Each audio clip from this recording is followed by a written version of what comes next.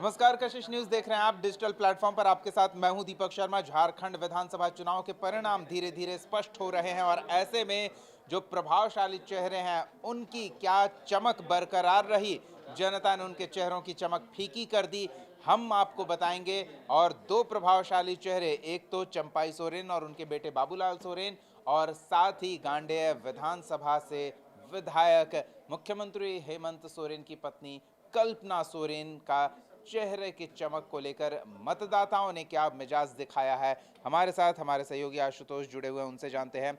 आशुतोष जी, पहले तो चंपाई सोरेन और उनके बेटे बाबूलाल सोरेन, उनके बारे में क्या स्थिति बनती दिख रही है, हम आपसे ये जानना चाहेंगे, क्योंकि पूरे झारखंड की नज़र थी। जेएमएम के दो कद्दावर नेता और उनमें से चंपाई सोरेन एक, क्या स्थिति है? देखिए 15 राउंड की गिनती होनी है सरायकेला में। अब तक 5 राउंड की गिनती संपन्न हो चुकी है और ये जो हम बता रहे हैं वो ईसीआई की रिपोर्ट बता रहे हैं, इलेक्शन कमीशन ऑफ इंडिया। बाकी अपने अपने सोर्सेज से सब लोग आगे पीछे बता रहे हैं, लेकिन ये ऑथेंटिक है चूँकि इलेक्शन कमीशन ऑफ इंडिया की साइट पर है। तो अब तक सरायकेला में 5 राउंड की गिनती संपन्न हो चुकी है। उसमें चंपाई सोरेन गणेश महाली पर एक कह सकते हैं कि निर्णायक लीड ले चुके हैं। 26,704 वोटों से गणेश महाली से चंपाई सोरेन आगे हैं।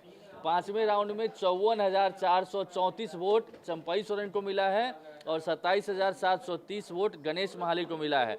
तीसरे नंबर पर जेएलकेएम के जयराम महतो की पार्टी के जो उम्मीदवार हैं प्रेम माडी, वो हैं, उनको 8,437 वोट मिला है। तो इस तरीके से ये कह सकते हैं कि चंपाई सोरेन यहाँ से जीतते हुए नजर आ रहे हैं। अब रही बात कि घाटशिला, जहां से उनके पुत्र चुनाव लड़ रहे हैं, उस सीट का क्या है, हम उसके बारे में भी सर्च कर रहे हैं कि उस पर उनके पुत्र बाबूलाल सोरेन थोड़ी देर पहले तक पिछड़े हुए थे। अभी क्या है स्थिति वो हम देखते हैं। बाबूलाल सोरेन भी लीड कर गए हैं 7वें राउंड में। चंपाई सोरेन के जो पुत्र हैं बाबूलाल सोरेन, उनके लिए भी अच्छी खबर है।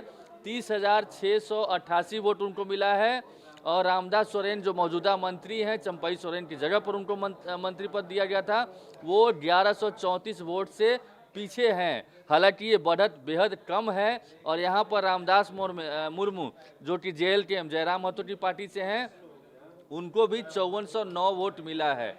तो इस तरीके से पिता और पुत्र दोनों के लिए अच्छी खबर है। यहाँ पर निर्दलीय अभी कई सारे उम्मीदवार लड़ रहे हैं, लेकिन उनको बेहद कम वोट मिला है। तो ये दो बड़ी सीट है जिस पर पूरे झारखंड की निगाह है कि चंपाई सोरेन क्या जीत रहे हैं, क्या हार रहे हैं। कहा जा रहा था कि पाला बदलना उनका कामयाब नहीं रहेगा, पॉलिटिकल करियर इस बार खत्म हो सकता है, बीजेपी में जाने का डिसीजन जो उन्होंने लिया है वो आत्मघाती हो सकता है।